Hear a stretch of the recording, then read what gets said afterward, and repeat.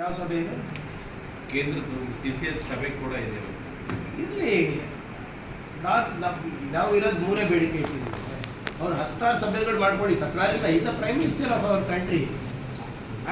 V are asking only 3 things. ಒಂದು, all party meeting attend ಆಗಿ ಏನಾಗ್ತಾ ಇದೆ ಹೇಳಿ, ನಮ್ಮ ಸಂಪೂರ್ಣ ಬೆಂಬಲ ನಿಮ್ಮ ಜೊತೆ. ಎರಡನೇದು, ಪಾರ್ಲಿಮೆಂಟ್ ಕರೀರಿ. ಪಾರ್ಲಿಮೆಂಟ್ನಲ್ಲಿ ಒಂದು ದೇಶಕ್ಕೆ ಎಲ್ಲರೂ ಸೇರಿ ಒಂದು ಭಾಳ ಉತ್ತಮವಾದಂಥ ಸಂದೇಶವನ್ನು ನಾವು ಕೊಡೋಣ. ಮೂರನೇದು, ಒಂದು ಓಪನ್ ಪ್ರೆಸ್ ಕಾನ್ಫರೆನ್ಸ್ ಮಾಡಿ ನಿಮ್ಮ ಸ್ನೇಹಿತರ ಜೊತೆ, ಎಲ್ಲ ಮಾಧ್ಯಮಗಳ ಜೊತೆ ಎಲ್ಲರೂ ಬರಲಿ. ಏನಾಗ್ತಾ ಇದೆ, ಹೇಗಾಗ್ತಾ ಇದೆ, ಕಳೆದ 11 ವರ್ಷದಿಂದ ನೀವು ಏನೇನು ಮಾಡಿದ್ರೆ ಅದೆಲ್ಲನೂ ಕೂಡ ಎದೆ ಉಬ್ಬಿಸ್ಕೊಂಡು ಹೇಳಿ, ತೊಂದರೆ ಇಲ್ಲ. ಅದ್ರ ಜೊತೆಗೆ ಇದನ್ನು ಹೇಳಿ.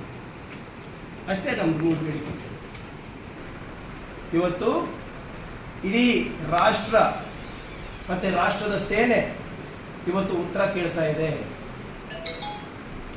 ದಯವಿಟ್ಟು ನಮ್ಮ ರಾಷ್ಟ್ರದ ಘನತೆ, ಗೌರವ ಯಾವುದೋ ಬೇರೆ ದೇಶದ ರಾಷ್ಟ್ರಪತಿ ಹತ್ರ ನಿಮ್ಮ ಸ್ನೇಹಿತರಿರ್ಬೋದು, ಆದರೆ ನಮ್ಮ ದೇಶದ ಹಿತಾಸಕ್ತಿಯನ್ನು ಕಾಪಾಡಬೇಕಾಗಿರೋರು ನೀವು. ನಾವು ಕೇಳಬೇಕಾಗಿರೋದು ನೀವು ನಮ್ಮ ನಾಯಕರಿದ್ದೀರ, ನೀವು ನಮ್ಮ ಪ್ರಧಾನಮಂತ್ರಿ ಇದ್ದೀರ. ನಿಮ್ಮಿಂದ ಉತ್ತರಗಳನ್ನು ಜನರು ನಿರೀಕ್ಷೆ ಮಾಡ್ತಾ ಇದ್ದಾರೆ. ದಯವಿಟ್ಟು ಪಾರ್ಲಿಮೆಂಟ್ ಅನ್ನು ಕರೀರಿ, ಆಲ್ ಪಾರ್ಟಿ ಮೀಟಿಂಗನ್ನು ಕರೀರಿ,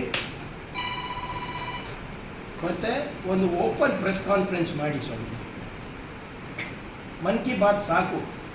10 ವರ್ಷ ಅದೇ ಕೇಳಿ ಕೇಳಿ ಕೇಳಿ ಕೇಳಿ ಜನರ ಕಿವಿ ಕಿತ್ತೋಗ್ಬಿಟ್ಟಿದೆ.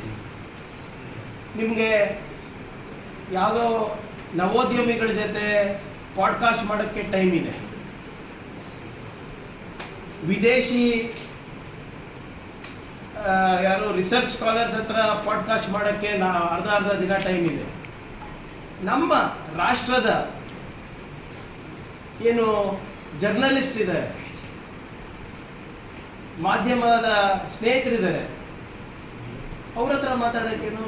ನಿಮ್ಮ ಮಾಧ್ಯಮದ ಸ್ನೇಹಿತರ ಹತ್ರ ದಿನ ಮಾತಾಡ್ತೀರಾ, ಬಿಡಿ, ಟಿ ವಿನಲ್ಲಿ ಏನು ಹಾಕಬೇಕು ಏನು ಹಾಕಬಾರ್ದು ಅಂತ. ಒಂದು ಜನರಲ್ ಓಪನ್ ಪ್ರೆಸ್ ಕಾನ್ಫರೆನ್ಸ್ ಮಾಡಿ, ಎಲ್ಲರೂ ಇರಲಿ. ಅದರಲ್ಲಿ ನಿಮ್ಮ ಸ್ನೇಹಿತರು ಇರಲಿ, ಮತ್ತು ಬೇರೆ ಮೀಡಿಯಾ ಹೌಸಸ್ ಕರೀರಿ, ನ್ಯೂಟ್ರಲ್ ಮೀಡಿಯಾ ಹೌಸಸ್ ಯಾರಿದ್ದಾರೆ ಕರೀರಿ. ಅವ್ರ ಜೊತೆ ಒಂದು ಪಾಡ್ಕಾಸ್ಟ್ ಮಾಡಿ, ಅವ್ರ ಜೊತೆ ಒಂದು ಓಪನ್ ಪ್ರೆಸ್ ಕಾನ್ಫರೆನ್ಸ್ ಮಾಡಿ. ನೀವು ಇನ್ನೊಬ್ರು ಇರ್ತಾರಲ್ಲ, ಸ್ವಲ್ಪ ಖಾರವಾಗಿ ಮಾತನಾಡೋರು, ಇದ್ದಿದ್ದಂಗೆ ಕಾಂಗ್ರೆಸ್ಸಿಗೂ ಬೈತಾರೆ, BJPಗೂ ಬೈತಾರೆ. ನಮ್ಮ ಯೂಟ್ಯೂಬ್ನಲ್ಲಿ ಬರ್ತಾರೆ ರವೀಶ್ ಕುಮಾರ್ ಅವ್ರ ಜೊತೆ ಪಾಡ್ಕಾಸ್ಟ್ ಮಾಡ್ರಪ್ಪ, ಸಾಕು. I urge the prime minister to do a podcast with Shri Ravish Kumar. ನೀವು 11 ವರ್ಷ ಆಯಿತು ಸ್ವಾಮಿ, ಇನ್ನು ಎಷ್ಟು ವರ್ಷ ಅಂತ ಓಡೋಗ್ತೀವಿ?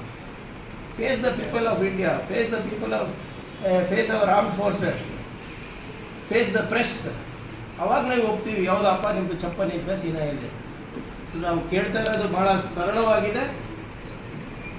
ಆಲ್ ಪಾರ್ಟಿ ಮೀಟಿಂಗ್ ಕರೀರಿ, ಪಾರ್ಲಿಮೆಂಟ್ ಕರೀರಿ, ಒಂದು ಓಪನ್ ಪ್ರೆಸ್ ಕಾನ್ಫರೆನ್ಸ್ ಅನ್ನು ನೀವು ಅಟೆಂಡ್ ಆಗಿ, ಯಾಕೆ ನಮ್ಮ ವಿದೇಶಾಂಗ ನೀತಿ ಡೊನಾಲ್ಡ್ ಟ್ರಂಪ್ ಅವ್ರು ಡಿಕ್ಟೇಟ್ ಮಾಡ್ತಾ ಇದ್ದಾರೆ ಅಂತ ನಾವು ಸ್ಪಷ್ಟಪಡಿಸಿ. ಇದರಿಂದ ಏನು ಭಾಳ ದೊಡ್ಡ ಅಣೆಕಟ್ಟುಗಳು ಕಟ್ತಾರೆ, ಮತ್ತೆ ಟೆರರ್ ಕ್ಯಾಂಪ್ಸ್ಗಳೇ ಕಟ್ತಾರೆ.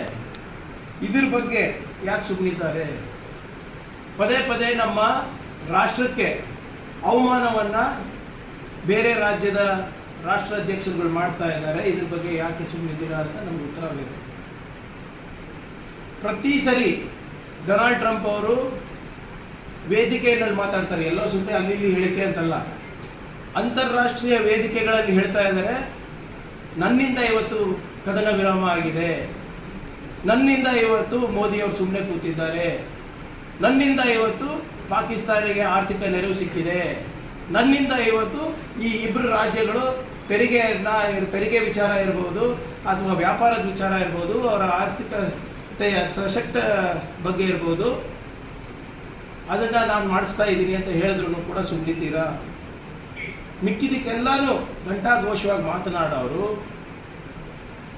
ಇವಾಗ ಜನರು ಉತ್ತರ ಕೇಳ್ತಾ ಇದ್ದಾರೆ, ನಮ್ಮ ಸೈನಿಕರು ಉತ್ತರ ಕೇಳ್ತಾ ಇದ್ದಾರೆ, ವಿರೋಧ ಪಕ್ಷದ ಉತ್ತರ ಕೇಳ್ತಾ ಇದ್ದಾರೆ.